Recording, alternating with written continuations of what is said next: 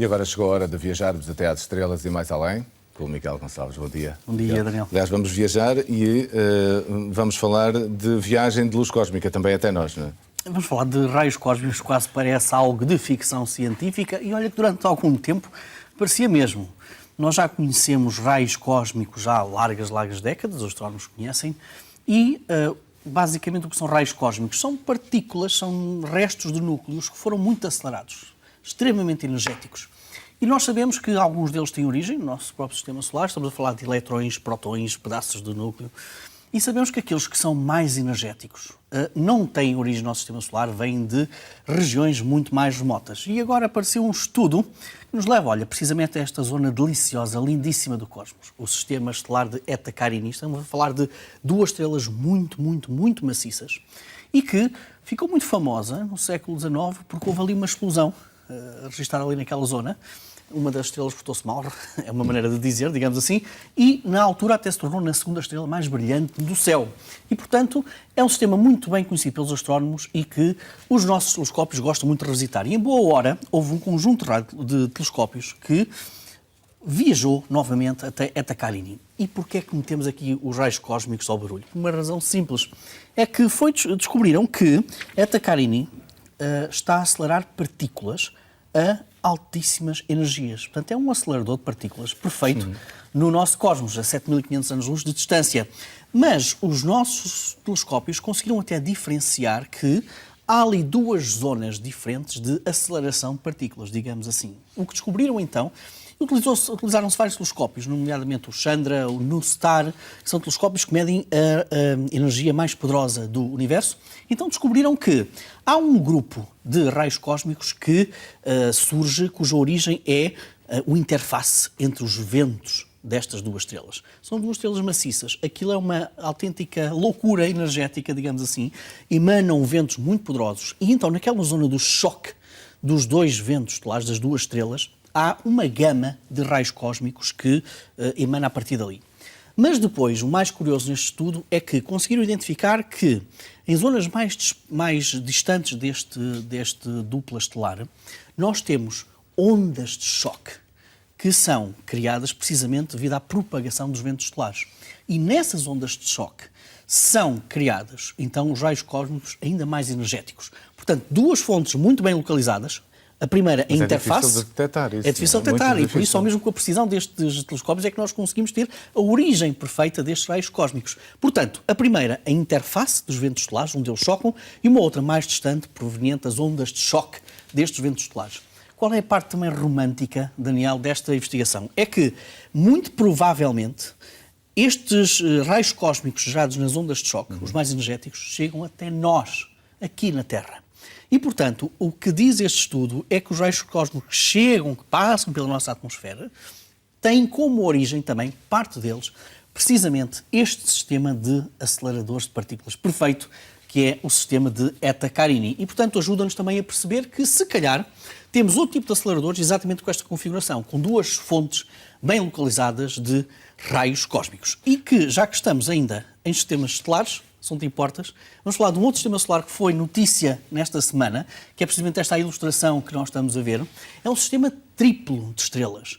Estamos a falar de um pulsar, olha, este cavalheiro está aqui, parece um autêntico farol, e é uma estrela de neutrões que roda muito rapidamente sobre si própria, por isso é que chama pulsar, que gira, que tem como companheiro uma anã branca, e depois, mais distante desta dupla, há uma outra anã branca que gira à volta destes três.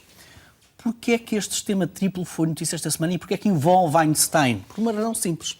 É que é a teoria geral da relatividade que nos explica como é que a gravidade atua, se comporta, precisamente em corpos, sobretudo em corpos de grande massa e que se deslocam a grandes velocidades.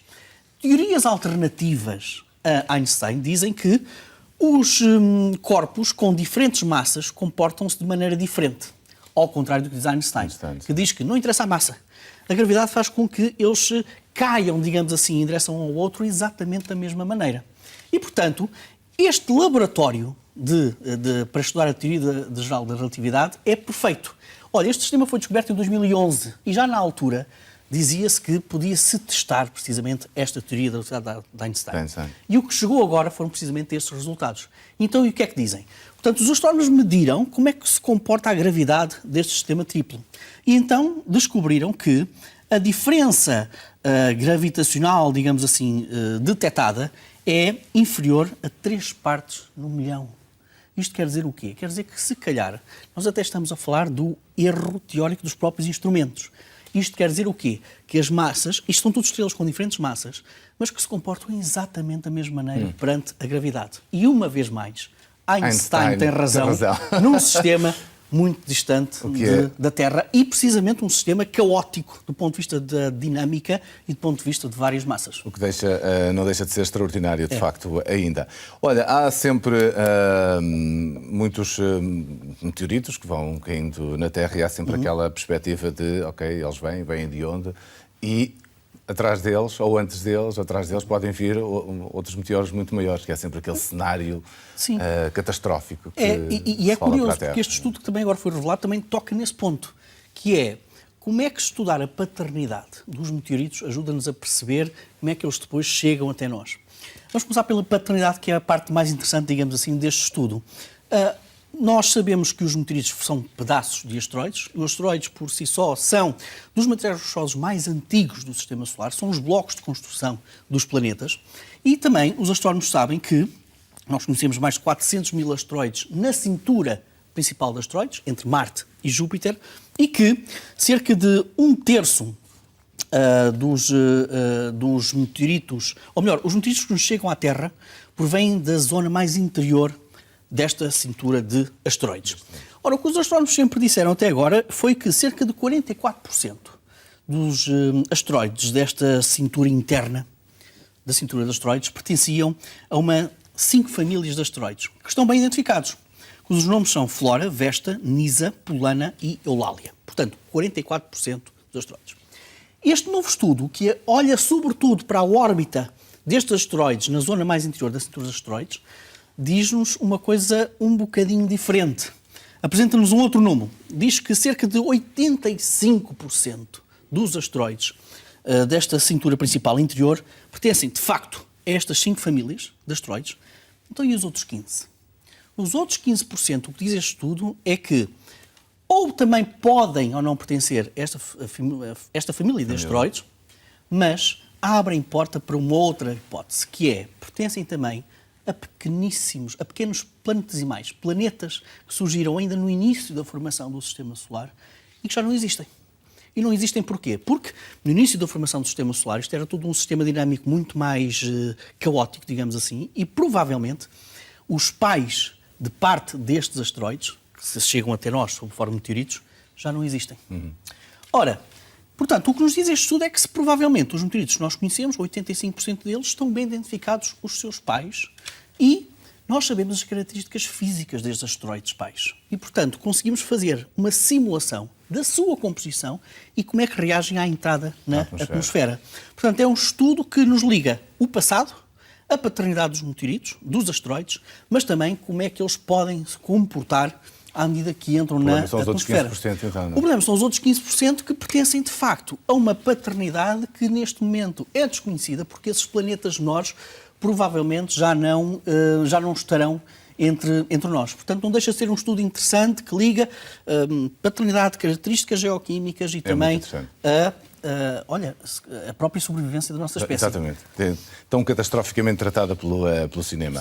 Olha, vamos a sugestão. Costumas trazer-nos sempre aqui alguma sugestão no final? Um vídeo, um livro? Hoje o que é? Olha, hoje temos algo muito interessante. Estamos aqui a falar de asteroides como agentes da destruição da própria espécie. Vamos deixar uma nota um bocado mais positiva. Foi uma das imagens, claramente, da semana e que foi revelado pelo Observatório Europeu do Sul, através do seu instrumento SPHERE, que é um caçador de planetas. Olha, mostrou isto, Daniel. E isto, meu caro amigo, isto é uma ecografia. Isto é uma ecografia do sistema planetário. O pontinho que estás a ver ali, o ponto negro, é a estrela central que foi tapada, para evitarmos o brilho da sua estrela central. Sim. Aquele pontozinho laranja ao lado é a primeira fotografia confirmada oficial de um protoplaneta. Aquilo é um planeta que tem apenas alguns milhões de anos. É um bebé. E o que nos foi mostrado esta semana foi precisamente este bebé. Não é tão bebé como isso, em termos de dimensões. Este protoplaneta, ainda está em formação, já é um planeta gigante gasoso, que já tem algumas vezes a massa de Júpiter. E a nossa tecnologia até nos diz qual é a temperatura que ele já tem aproximadamente 1000 graus Celsius. E, portanto, esta fotografia é notável não só apenas do ponto de vista visual, não só também por aquilo que já nos está a dar de informação. Repara que é um planeta gigante gasoso ali, muito perto da sua estrela. E, portanto, não deixa de ser uma imagem absolutamente fascinante que nos foi dada pelo Observatório Europeu do Sul. Antes de terminarmos só, esta semana vai haver uma conferência muito interessante na Faculdade de Ciências. É uma sugestão de conferência muito interessante. É sexta-feira às 11 da manhã na Faculdade de Ciências da Universidade do Porto, no Campo Alegre.